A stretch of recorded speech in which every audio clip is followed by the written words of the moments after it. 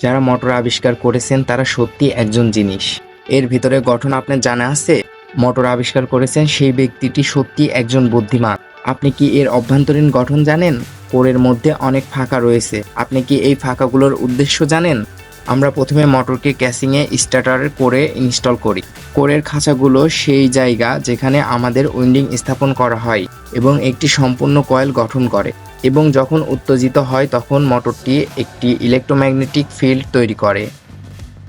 Rotor হলো আরেকটি গুরুত্বপূর্ণ উপাদান। রোটর একাধিক ধাতুর শীট দিয়ে গঠিত হয়। শ্যাফট রোটর দিয়ে অতিক্রম করে এবং কেন্দ্রীয় গর্তে স্থাপিত হয়। তারপর একটি কপার অ্যান্ড পেলেট দুই পাশে লাগানো হয় এবং শ্যাফটটি তামার মধ্যে ফিক্স করা হয়।